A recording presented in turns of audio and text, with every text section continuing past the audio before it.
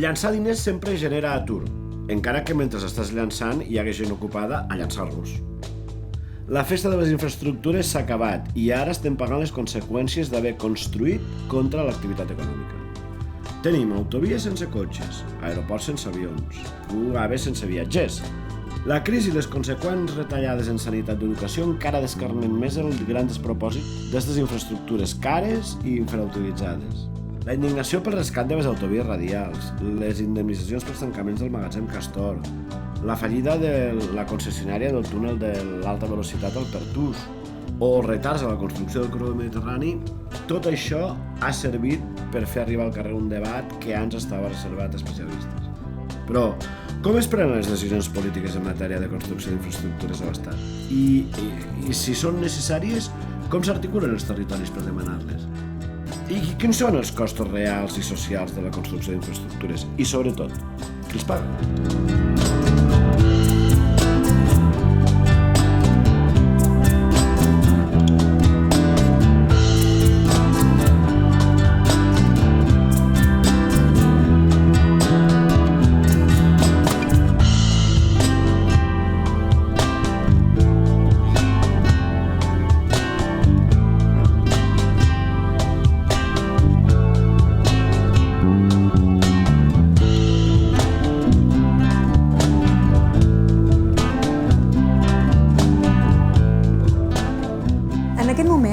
Estem en un canvi de paradigma de pensament que afecta a molts àmbits i entre ells també el territori, a les infraestructures i a la mobilitat.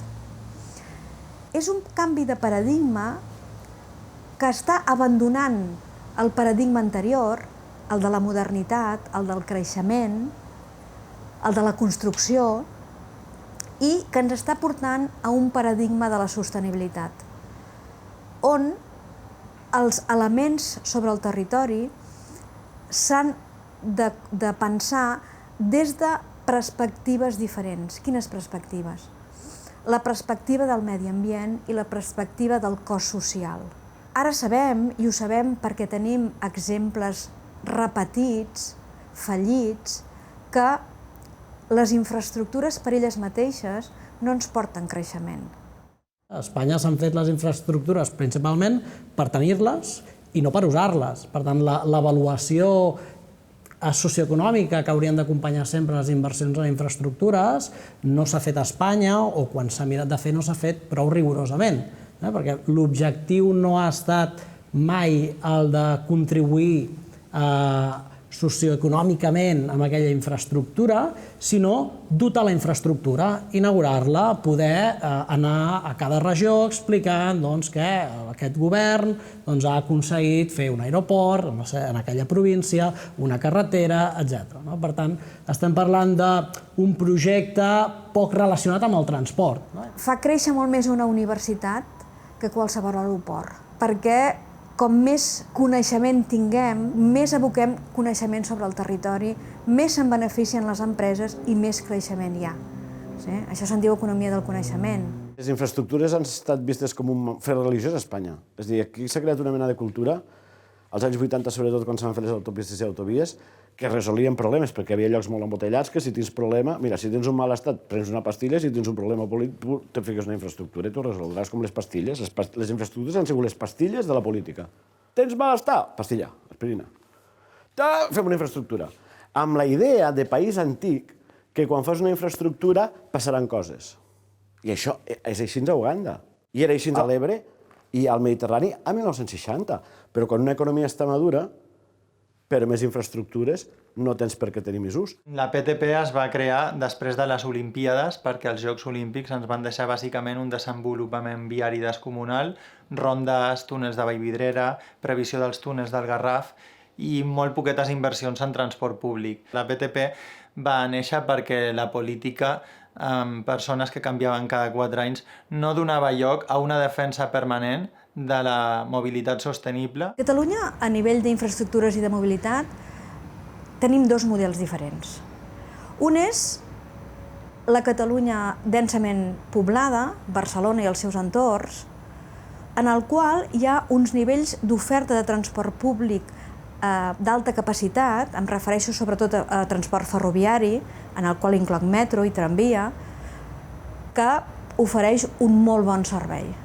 Després tenim la resta del territori en el qual l'oferta de transport públic és quasi inexistent. L'equilibri territorial no va a pes, no podem justificar que ens manquin infraestructures perquè aquí hi viu poca gent. En el tema de les infraestructures, jo crec que hi ha una mancança evident i algunes, no cal dir-ho, estan presents constantment en els mitjans de comunicació i tots tenim molt clar que la millora ferroviària és necessària i en això hi ha una plataforma que ho està fent molt bé. La A7 és una altra mancança i també és cert que el territori ho està reivindicant, tot i que està molt aturat. A mi em sorprèn personalment que el desdoblament de la C12, que és una infraestructura que en altres moments sí s'ha reivindicat, hagi quedat molt oblidat. Fa uns anys es va demanar, es va reivindicar. Jo recordo que l'excusa que es va posar en aquell moment era que passaven pocs vehicles al dia, que el trànsit no era suficient. I aquí entraria un argument que a mi em sembla molt interessant. No va a pes, les infraestructures no poden anar a pes. Naixem al febrer del 2013 recollint el descontent de moltes dècades de greuges i de mancances. Nosaltres som hereus d'una estructura ferroviària que no s'ha cuidat, llavors decidim néixer, hi ha una gota que fa vessar el vas, que és que s'inaugura al gener del 2013 el tren d'alta velocitat entre Girona i Barcelona, que en 38 minuts i a poc més de 7 euros en abonament desplaçar els usuaris d'aquella zona de Catalunya en molt millors condicions que els de les Terres de l'Ebre i vam dir fins aquí, som gent de Terres de l'Ebre i Priorat, les 4 comarques més Priorat del sud de Catalunya, ciutadans anònims, voluntaris, gent compromesa que creu que la lluita per la dignitat del territori passa també per les comunicacions.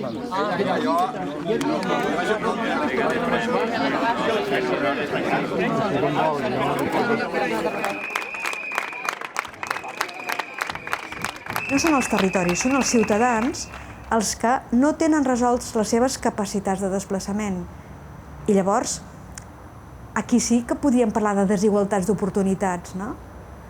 Perquè un ciutadà de Barcelona pot anar a qualsevol lloc sense tenir carnet ni cotxe, un ciutadà amb les mateixes condicions que el del de Barcelona, pagant els mateixos impostos, no té aquestes oportunitats de desplaçament, a no ser que se les generi i se les pagui ell mateix.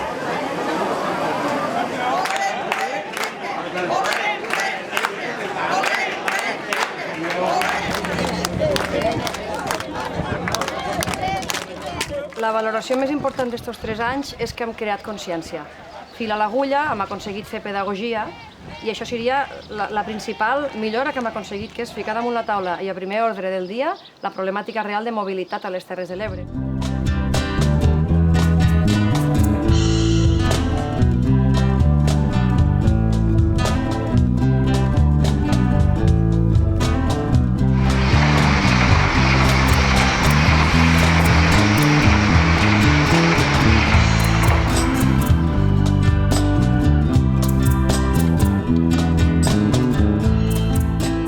Una infraestructura per ella mateixa no genera creixement econòmic.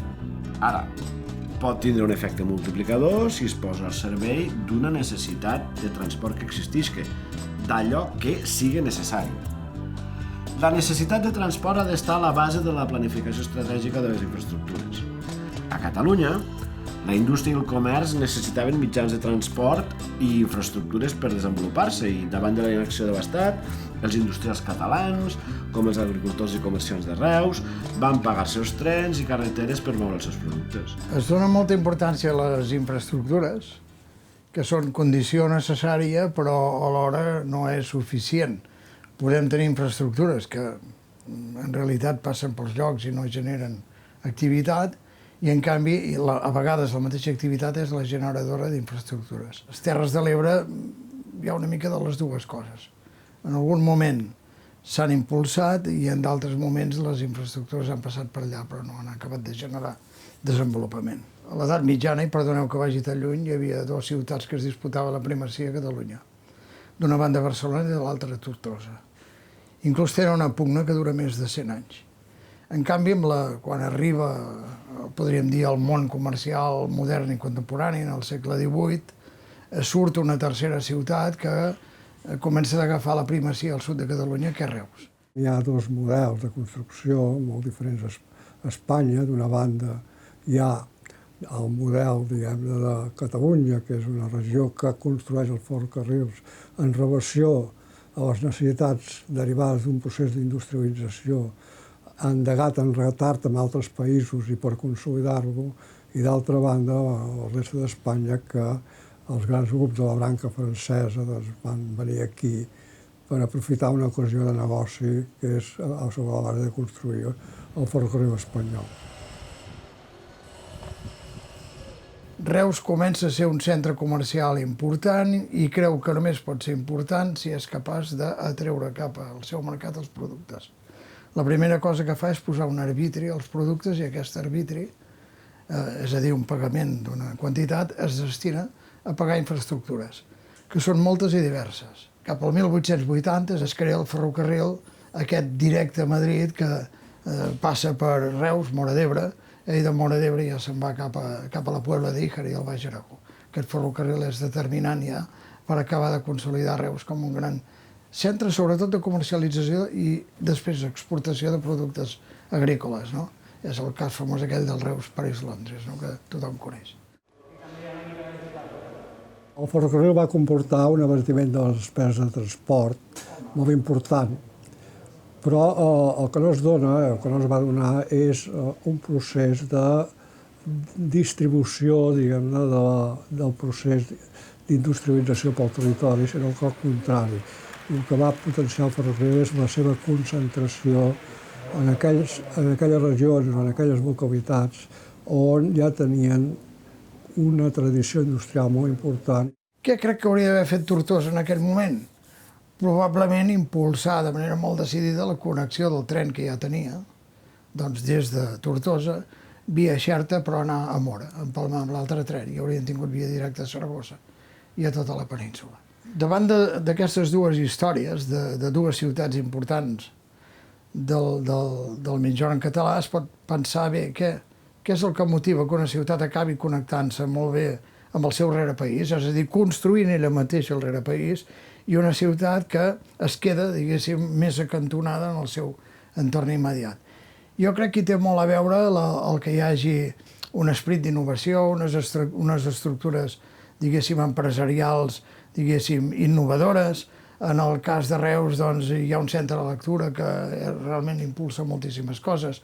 Hi ha una cambra de comerç que ho recolza una mica tot aquest conjunt d'actuacions, ja sobretot des de la creació de la divisió provincial. En canvi, diguéssim, probablement per influència de la Mitra, per influència dels terratinents, que ja estaven bé i ja els hi anava bé, i potser per la poca empenta del teixit empresarial tortosí, la ciutat no acaba de construir el seu hinterland, no? la seva àrea d'influència. L'origen de la radialitat a l'estat espanyol arrenca amb l'accés dels Borbons a la monarquia hispànica. La radialitat que llavors s'havia limitat a l'àrea de la Corona de Castella s'extén a tot el territori de la monarquia per replicar el model francès d'enfortiment polític i administratiu de la capital. En això es buscava que Espanya sortís de la seva decadència i, de fet, la centralització permetia controlar políticament el territori i les primeres carreteres radials se construeixen amb aquest objectiu, des de Madrid a diferents punts de la península, i aquesta seria la primera intervenció deliberadament radial del poder públic espanyol. La red de caminos i postes, que en la pràctica data del Pla de Carreteres de 1761, la implantació del ferrocarril a partir del sistema de concessions i subsidis amb les dues lleis de 1855 i de 1870, seguirà el mateix patró, i fins avui. Aquesta concepció és la que ha arribat als nostres dies i és la que està a la base d'un model de construcció nacional que s'ha emmirallat sempre en lo francès. Respecte al procés de construcció del ferrocarril espanyol, la veritat és que l'estat espanyol necessitava, evidentment, construir una xarxa ferroviària a nivell estatal per vertebrar políticament el país, perquè, al contrari, vam veure, i amb això sí que hi havia un fons de realitat innegable, que si no construïen el ferrocarril el país es podia desintegrar políticament. Per tant, la idea que va tenir els diferents governs espanyols de l'època era que el ferrocarril havia d'arribar a ser un instrument fonamental per vertebrar políticament el país. I d'aquí, doncs, surt el projecte de construir una xarxa ferroviària radial amb centre a Madrid. A Espanya, als anys 90, hi ha un diagnòstic que es fa, a més es fa des de Madrid i des d'alguns partits polítics en concret, per exemple el Partit Popular, i és que se n'adonen que econòmicament Espanya s'està desequilibrant cap al Mediterrani.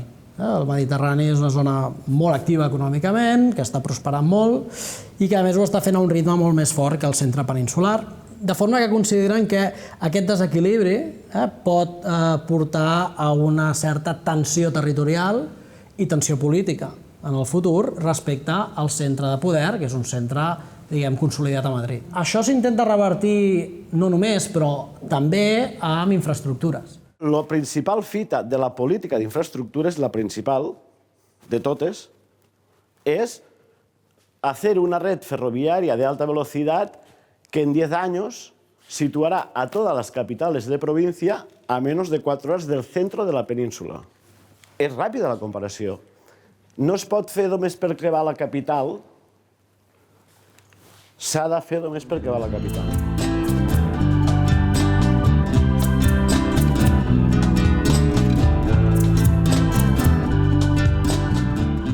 I com es paguen aquestes infraestructures?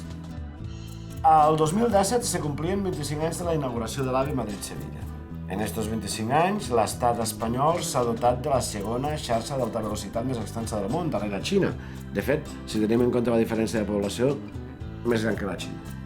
Pel camí s'han gastat prop de 60.000 milions d'euros, procedents, en part, dels fons de cohesió de la Unió Europea. El rescat de les autopistes radials de Madrid, construïdes durant els governs d'Aznar, que han fet fallida per la falta d'usuaris, les indemnitzacions a les empreses financeres i bancs que van finançar el magatzem del Castor, el rescat del túnel de l'alta velocitat del Pertús. Tot això ha estat possible pel mecanisme de responsabilitat patrimonial de l'Estat, responsabilitat patrimonial de l'administració, que era el que assegurava que les empreses privades no assumissin uns riscos rellevants en aquest tipus de negocis amb el govern. Però clar, això ho ha de pagar algú i qui ho acaba pagant? El contribuent. La responsabilitat patrimonial el que fa és garantir el valor de totes les inversions fetes.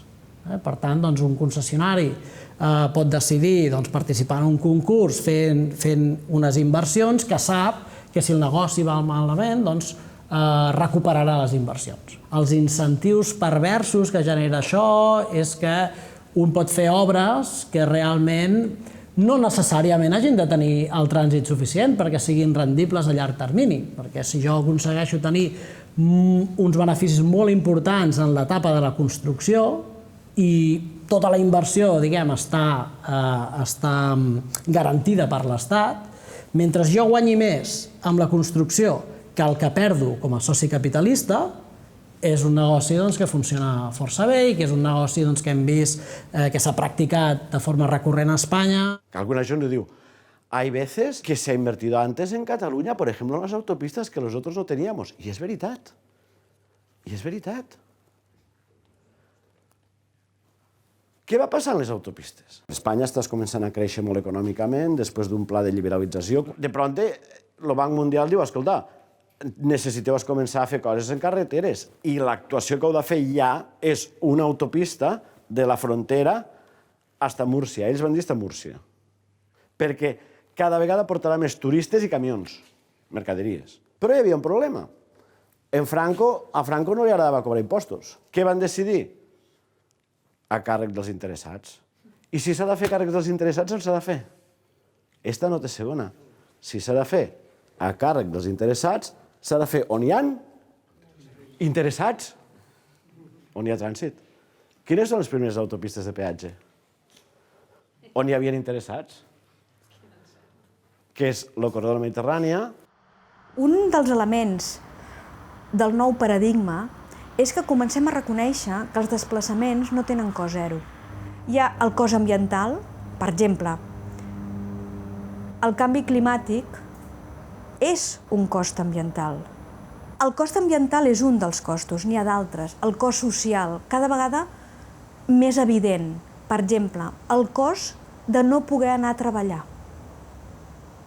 Perquè senzillament no tens el mitjà de transport que et porti al lloc on tens el teu lloc de treball. Una persona totalment capacitada per cobrir un lloc de treball que la voldrien contractar i que senzillament no pot treballar perquè a les 6 del matí no hi pot arribar. Un sistema de transports eficient és aquell que contempla també aquests costos, els costos ambientals i els costos socials. Costos que són individuals, els paguem cada un de nosaltres, però que també són col·lectius, perquè molts i molts els paguem a través dels nostres impostos.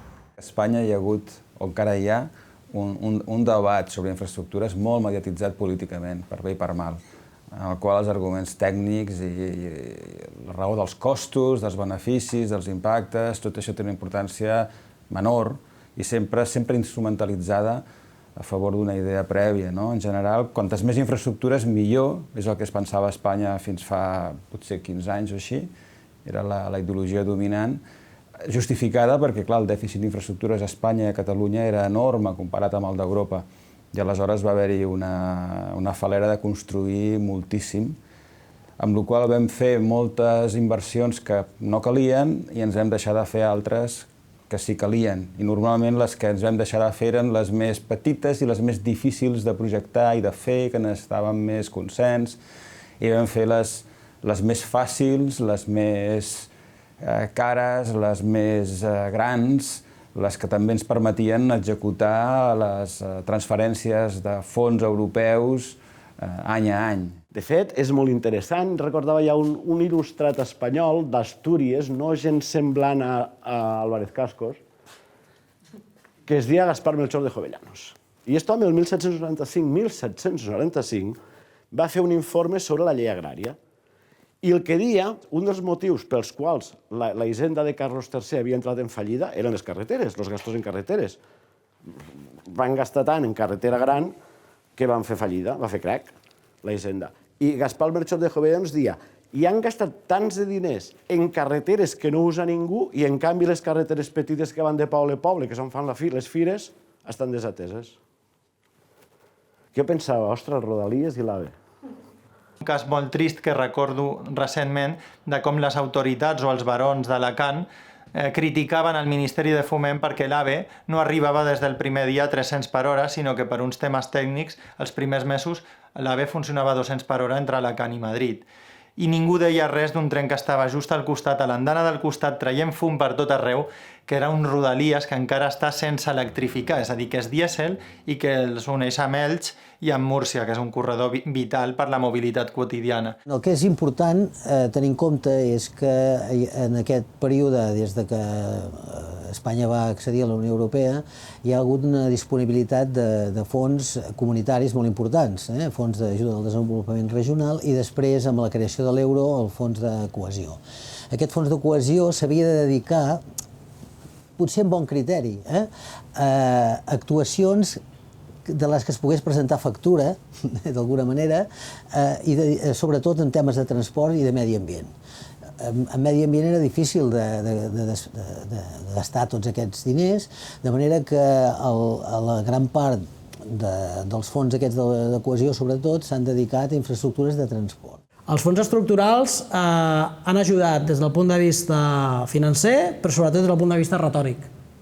El fet de, com que això surt barat, ho hem d'aprofitar i hem d'invertir.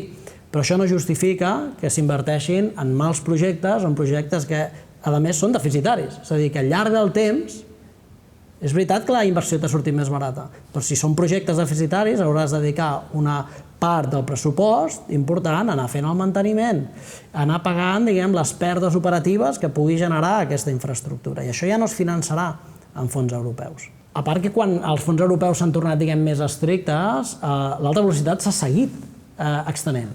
Vull dir, avui ja hi ha una promesa d'extensió a totes les capitals de província de l'alta velocitat ferroviària, hi hagin fons europeus o no. Algú pot entendre perquè és natural que no hi hagi, i a més jo no estic d'acord en que hi hagi, en què es faci una línia d'alta velocitat internacional, en ample internacional, d'alta velocitat de passatgers entre Barcelona i València. No havia d'haver-la, no hi ha prou interessats.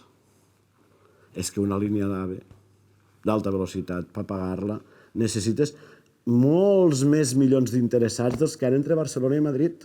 Per això aquí hi ha una cosa que a mi em sembla la millor, si s'hagués acabat quan se va començar, que és el model 200-220 ús mixte, mercaderies, passatgers, i ara adequant a volum de demanda. Aquest és el model, per exemple, general a Alemanya. Espanya va optar per un model ferroviari, una modernització ferroviària de la màxima qualitat possible, que és l'alta velocitat ferroviària, quan altres països havien optat per la modernització ferroviària amb velocitat alta, que normalment és més compatible amb el moviment de mercaderies, és compatible també amb velocitats prou altes però amb molt menys cost de construcció. En canvi, Espanya va optar per un model de màxima tecnologia, però sobretot orientat estrictament a passatgers.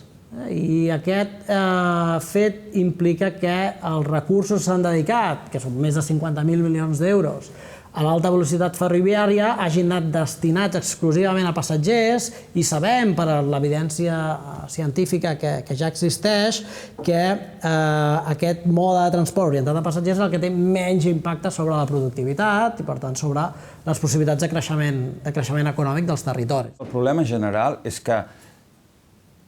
que no tenim una idea molt clara de com les administracions públiques inverteixen els recursos que tenen. La meva intuïció, i ara parlo per intuïcions, és que han invertit molt en el corredor mediterrani, però han invertit fent petites actuacions a llocs molt diferents, actuacions de tota mena, des de millora de l'electrificació, fins a canvi de curves, fins a un túnel aquí, fins a una duplicació. Han fet moltes inversions, però que moltes petites inversions en un corredor tan complex com aquest realment no han produït un impacte apreciable. Això de la xarxa de l'AVE és anècdota, lo de les autopistes de peatge més en uns llocs que en uns altres, són anècdotes o és un patró? O és una forma regular de fer les coses? Fixeu-vos que si són anècdotes, se poden canviar una decisió política. Si són un patró, has de canviar de lògica.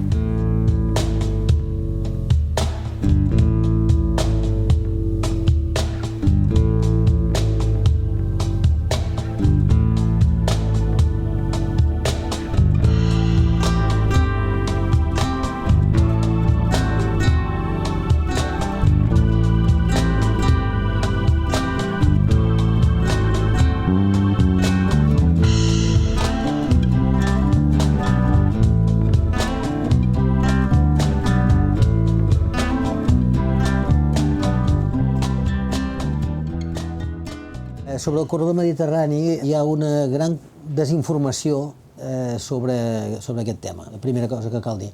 Hi ha una gran pressió política i mediàtica que s'ha focalitzat molt al ferrocarril, sobretot perquè hi ha hagut una actuació molt potent i molt, diguem-ne, gairebé sorprenent amb el seu èxit per part del lobby Fermet, que ho ha presentat això com un projecte d'un ferrocarril molt ambiciós que travessa tota Europa i tal. Fermet és una associació multisectorial formada per cambres de comerç, grans empreses i ports, que funciona com a grup de pressió amb l'objectiu d'impulsar la connexió del litoral mediterrani espanyol amb el centre i nord d'Europa, a través d'un gran eix ferroviari de mercaderies. S'estima que aquest eix donaria servei a un 54% de la població europea i travessaria les zones que concentren el 66% del PIB i el 80% del tràfic marítim de contenidors de la Unió Europea. L'acció de Fermet ha servit per incloure el corredor del Mediterrani dins de la xarxa de corredors multimodals transeuropeus de transport. En concret, el corredor del Mediterrani forma part de l'eix est-oest, que enllaça Andalusia amb Hongria al llarg de 3.000 quilòmetres. A l'estat espanyol, el corredor del Mediterrani conforma un eix multimodal d'infraestructures, integrat pel ferrocarril i els ports, que enllaça Algesires amb Portbou al llarg de 1.300 quilòmetres.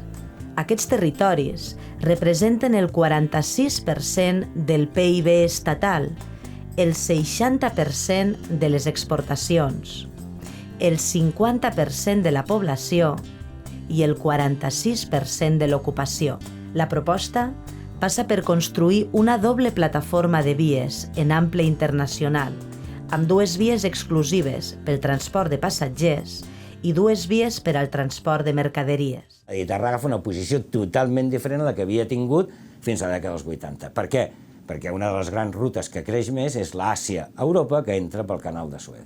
I l'altra ruta que creix en paral·lel igual és l'Àsia-Amèrica per al Pacífic. Aquest és el panorama. Llavors, a partir d'aquí, des de fa 20 anys això, mirant això, dius, bueno, què hem de fer als ports del Mediterrani? Perquè ara estem al mig molt més ben ubicats respecte als fluxos mundials de comerç, com podem aportar valor a l'economia que ha de comerciar amb aquests que són els nous compradors i també els nous exportadors. D'aquí ve el tema del gran valor del corredor mediterrani, però que és un corredor entre els 9 corredors principals, que és el que se'n diu a Europa la Core Network, la xarxa fonamental europea de transport multimodal.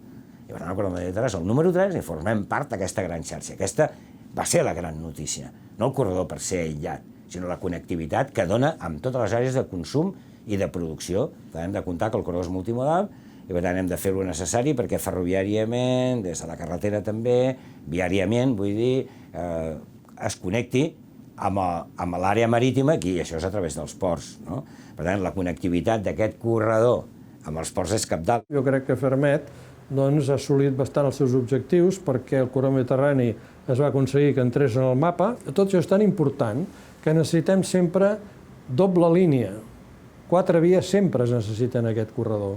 Hi ha trossos, aquestes 4 vies, no vull dir aquestes 2 línies que hagin d'estar unes enganxades a les altres, poden estar a 100 quilòmetres si convé unes de les altres, 50, depèn de la situació de l'urbanisme de cada lloc. Per mi aquest és un dels problemes que no es vol entendre i és que el ferrocarril necessita, per poder competir amb la carretera, que doni un servei amb altes freqüències. I altes freqüències vol dir que aquell lloc on te surt el tren sigui capaç d'omplir trens amb aquest origen i amb destinacions, o viceversa, i amb destinacions concretes plens. I si no és així, doncs, clar, si una mercaderia s'ha d'esperar 2, 3, 4 dies, una setmana, la gent ho envia per camió, perquè aquest element és fonamental. Per tant, d'on surt la mercaderia? Doncs per ferrocarril. Surt dels ports, grans ports, i després les grans empreses que tenen unes necessitats de transport massiu molt grans. De què estem parlant aquí? Millor de les companyies d'automòbils, estem parlant de les químiques. Quan diem primer pensem en la gestió abans de construir, jo et diria a més que a més pensem en quines són les necessitats del mercat. És a dir, creem el model del business model, creem el model de negoci. Per tant, anem a mirar en quin país estem, quines necessitats existeixen en el nostre entorn, per tant, què necessita l'economia, quin model infraestructural necessitem, d'acord amb les necessitats del mercat. I això ens donaria llavors que evitaríem fer infraestructures que després no tenen utilitat, perquè l'economia no les ha reclamat mai. L'economia ho dic amb l'economia entesa com una economia sostenible. El 2003, les constructores ACS de Florentino Pérez i la francesa Eiffage creen la societat TP Ferro per construir i explotar el tram d'AVE de 45 quilòmetres de longitud, dels quals 8,3 quilòmetres corresponen al túnel del Pertús. A finals de 2014, les dues constructores presenten una demanda contra Espanya i França i, emparant-se en la responsabilitat patrimonial de l'Estat, sol·liciten una compensació pel menor tràfic i els sobrecostos. A finals de 2016, TP Ferro entra en liquidació. L'exemple de TP Ferro, la seva fallida, que tots hem seguit per la premsa, és un tema com un cúmul de deficiències de disseny per nosaltres infraestructural i de gestió, que per tant no haver analitzat quines són les càrregues, perquè demanda hi és, i tant. Cada dia passen 10.000 camions, si no estic errat, en un sentit, 10.000 en un altre, per la frontera, passen pel costat. Per tant, la demanda hi és. Vull dir, què hem de fer? Generar un servei que sigui altament competitiu. I hem de mirar exemples d'èxit. Doncs tenim el suís. Suïssa què ha fet? Evidentment, els problemes logístics intramurs, resoldre'ls, i això ho podrem fer. Però també ha posat una taxa sobre el pas transfronterer dels camions entre Itàlia i Suïssa, pròpiament. I amb això, a més, ha pagat les millores del ferrocarril i ha permès inaugurar, entre altres coses, el túnel ferroviari més llarg del món. Per tant, mireu si és important tenir una estratègia de gestió més enllà de la pròpia infraestructura. I a partir d'aquí s'explica que Suïssa, en el pas fronterer que estem parlant, el 69% de les mercaderies vagin pel tren i entre Espanya i França només el 4,5%. El ferrocarril té unes inèrcies decimonòniques i li costa molt modernitzar-se. Li costa molt modernitzar-se i posar-se al nivell d'altres sistemes de transport. Fa uns mesos estava a Gafel, una ciutat al mig de Suècia, i ja tenen autopistes electrificades. És qüestió de posar senzillament catenàries elèctriques, els camions tenen pantògrafs, s'alimenten elèctricament i aleshores, clar, de matinada o per la nit, tens les autopistes buides plenes de camions que poden ser de conducció semiautomàtica. Amb la qual cosa, clar, t'imagines una sèrie de camions de conducció semiautomàtica un darrere l'altre per una autopista, per un carril dedicat d'autopistes, gairebé és un ferrocarril del segle XXI. Això ja està passant. Les infraestructures estan fent més intel·ligents. Més intel·ligents vol dir amb més informació, amb més comunicació, amb més gestió en temps real, i tot això la carretera ho està fent. És a dir, que potser podrem acabar tenint unes carreteres amb uns avantatges semblants a les del ferrocarril en quant a gestió centralitzada i optimitzada, no? Però amb molta més flexibilitat. Hem de ser conscients que quan parlem del corredor mediterrani ferroviari, essencialment estem parlant avui en dia de grans empreses i els ports. Llavors, la petita i mitjana empresa se'n podrà aprofitar? Seria qüestió que tinguessin un servei extraordinàriament freqüent i que poguessin carregar aquests petits contenidors que surten de moltes fonts, carregar-los tots en un tren i que anessin al mateix lloc i des d'allà es distribuïssin. Fa falta una gestió extraordinàriament potent i bona del ferrocarril per fer aquesta, el que se'n diu la intermodalitat. Compte de què estem parlant, compte qui beneficia, i jo crec que una vegada més estem intentant potenciar una gran inversió en construcció que en definitiva afavorirà a les grans empreses, que tampoc estan disposades a pagar per aquestes inversions.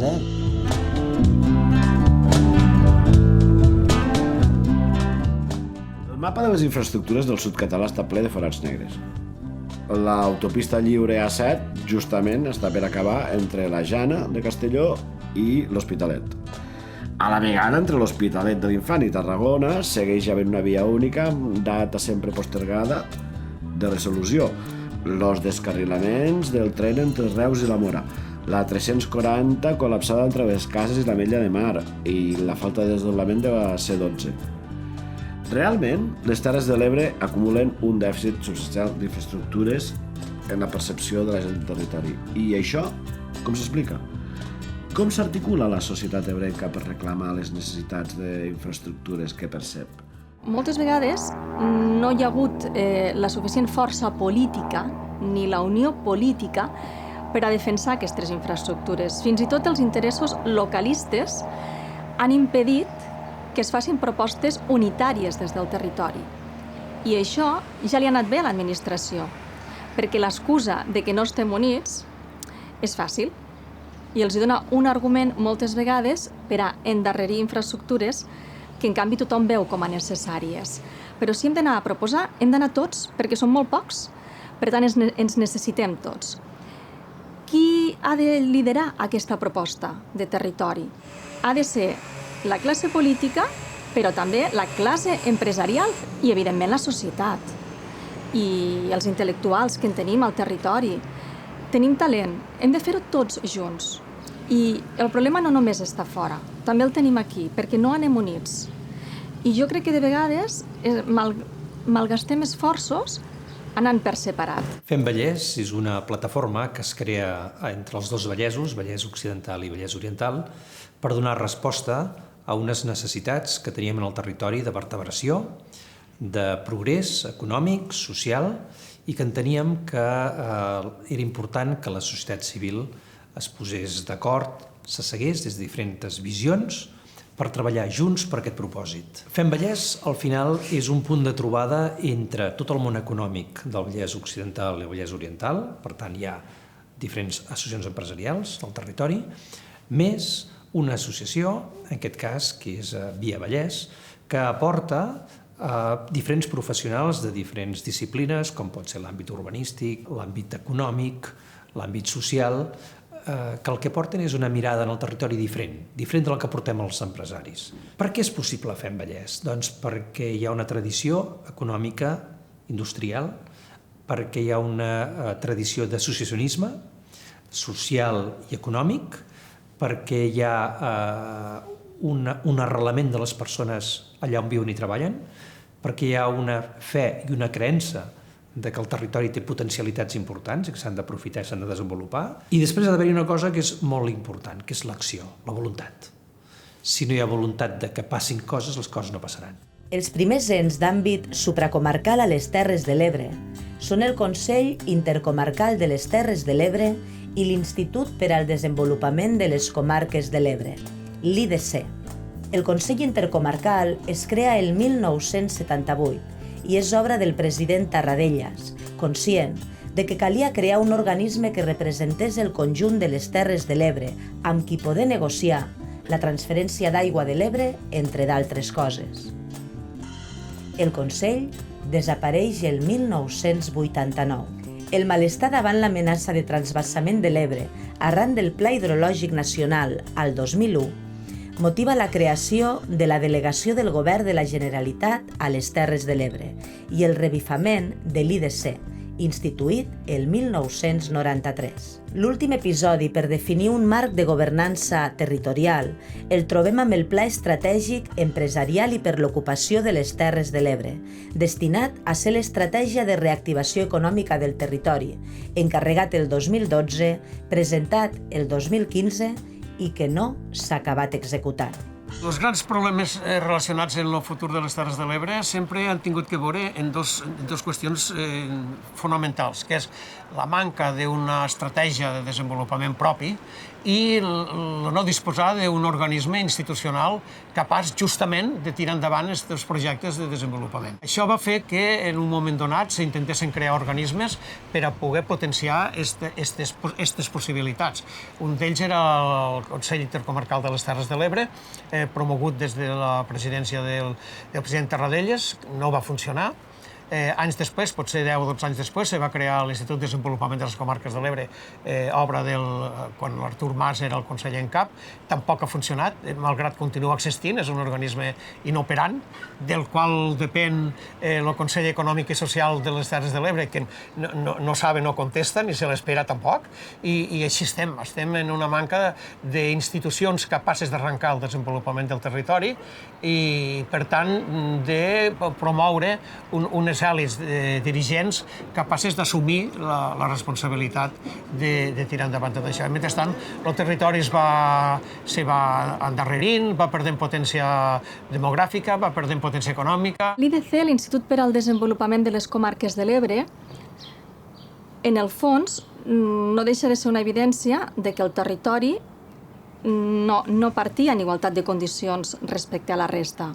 Però jo crec que ha anat redissenyant-se d'una manera i em dóna la sensació que ningú sap ben bé què fer amb l'IDC, que ningú s'atreveix, evidentment, a dissoldre, però ningú sap dotar-lo de contingut. Però jo crec que ens hauríem de replantejar molt seriosament què s'ha de fer amb l'IDC, quina és la seva funció i si ha de ser o no l'embrió de la futura vegueria.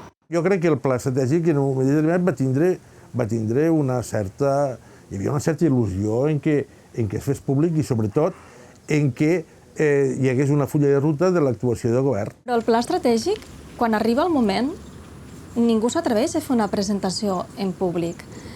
Es presenta mig d'amagat. Ningú s'atreveix després a dir que allò s'ha de complir. Però dona la sensació que o realment fa un retrat que a algú no li agrada del territori i ningú es vol comprometre a complir-lo, o que ara hi ha altres interessos. Com va escriure Josep Bayarri fa ben bé 30 anys a les Terres de l'Ebre, encara un futur, la situació és de desorientació. Són molts els que comencen a pensar que l'única solució ha de venir de fora, dins del marc d'un projecte global per a Catalunya, al qual la gent de les Terres de l'Ebre seran subjectes passius, un projecte traduït en mesures concretes, i això vol dir disposicions que sortiran de planejament regional i la creació d'una província o vegueria de l'Ebre amb la dinàmica interna i externa que això comporta. I aquestes reflexions que Josep Ayarri ja fa més de 30 anys, en gran mesura segueixen vigents als debats avui de les Terres de l'Ebre. En quin moment estem ara? És complicat. És complicat perquè no hi ha un teixit econòmic potent per a que pugui impulsar el territori més enllà de la política, no? Quan no hi ha un avanç econòmic, moltes vegades la política ho ocupa tot, o ocupa més espai i d'alguna manera arracona els altres aspectes, diguéssim, l'economia, la societat, estan en un segon pla. Llavors, què passa? Els ciutadans ens hem de dotar de determinats instruments i autodotar-nos d'energia per a suplir o per a fer allò que, des d'un punt de vista, seria esperable dels polítics. I si no ho fan, ho hauria de fer la societat. També pot ser que ni ho facin els polítics ni ho facin la societat, no? I el temps d'estancament se vagi perllongant durant més anys. Al nostre territori jo crec que s'ha aconseguit una identitat territorial, que a més ara que tenim l'adjectiu ebrenc encara és més evident, una identitat territorial molt sentimental. Tothom se sent ebrenc, tothom estima les Terres de l'Ebre. Però jo crec que el ser ebrenc no s'ha de limitar a anar a una manifestació quan la plataforma en defensa de l'Ebre crida perquè el riu és vida. No ens podem limitar en això, perquè a més la plataforma, si tu vas una mica més enllà de la pancarta, té un discurs sòlid i una proposta socioeconòmica de com ha de ser el territori. Si només anem darrere de la pancarta el dia de la manifestació, no l'estem ajudant tampoc a defensar aquest model socioeconòmic. Fem Vallès s'està fent escoltar, però és difícil, és complex. I ens fem escoltar al Parlament, amb tots els grups polítics. Ens hem vist amb tots i en moltes ocasions, cada que tenim un projecte demanem hora, i us haig de dir que el nivell de receptivitat és important. Som atesos, jo crec que portem una agenda molt ben armada, molt ben estructurada, molt creïble, i a més jo crec que sorprèn molt la classe política quan veuen gent, diguem-ne, del món empresarial, amb grups ecologistes, amb planificadors de territori, coincidint i lluitant tots per un mateix objectiu. Això és molt potent, això és molt poderós. En aquest procés de construcció d'identitat, d'alguna manera no gestionem massa bé el que serien les crítiques que ens venen de fora. I, exemples ne tenim un munt. Volem una cosa i a la vegada volem la contrària, no? Defensem la caça en barraca, però volem les subvencions de les mesures agroambientals que dona la Comunitat Econòmica Europea, la qual cosa, diguéssim, és evidentment contradictori. Defensem aferrissadament, en alguns llocs se defensa aferrissadament la festa del bou quan la diversió en animals té tots els indicis de ser una pràctica en via d'extinció, perquè és una cosa que vista des de fora queda com una mica ja obsoleta. I després hi ha elements simptomàtics, com el cas del monument a la batalla de l'Ebre a Tortosa, que fan possible una lectura de que se prefereix lo antic a lo modern. Però és el que hi ha, no? És una mica la societat que se va configurant en una mentalitat probablement que mira més al passat que al futur, perquè probablement tampoc té grans projectes de futur ni té lideratges que miren cap al futur. La idea al final és que hi ha una lògica que és la que s'ha d'entendre, i és la de que si tu vols tenir un país com França, has de tenir-ho tot controlat. Però com Espanya no és França, la natura no proveeix. Llavors, com a Espanya, de forma natural, no tothom vol anar moltes vegades a Madrid, a diferència de França, on de forma natural quasi tothom vol anar a París per lo que sigui, llavors ho has de fer forçant en intervenció. Si este és el teu model d'estat de construcció-nació, això no canviarà. És a dir, si no canvia el model de construcció nacional, no canviarà la política d'infraestructures. Perquè la política d'infraestructures és un instrument, a Espanya, de política territorial de construcció nacional. Per això, a uns llocs ha hagut peatge i altres no.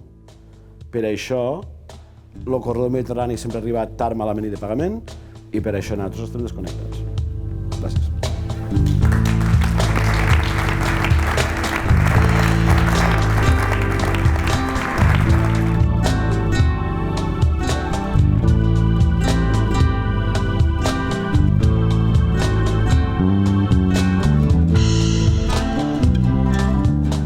En aquest canvi de paradigma sorgeixen veus col·lectives que ens adverteixen que el nostre territori és molt petit, que tenim un país magnífic i molt bonic però molt petit i que no el podem malbaratar. I per tant, que hem de pensar molt bé aquells espais que dediquem a les infraestructures i aquells espais que no dediquem a les infraestructures. I que potser d'infraestructures ja n'en tenim prou. I que el que hem de fer és repensar-les, interconnectar-les, pensar-les amb xarxa, pensar que les infraestructures no són úniques, no tenim l'autopista, no tenim la carretera, no tenim el tren, sinó que tenim una xarxa d'infraestructures integrada per diferents modes de transport.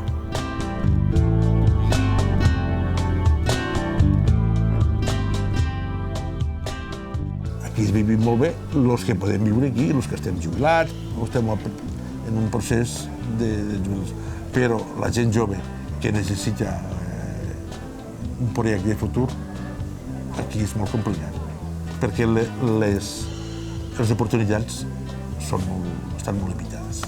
I si resulta que aquí no han d'haver llocs de treball, almenys que hi hagi mitjans de comunicació ràpids per anar a Barcelona i que algú pugui viure aquí i treballar a Barcelona no es demana molt.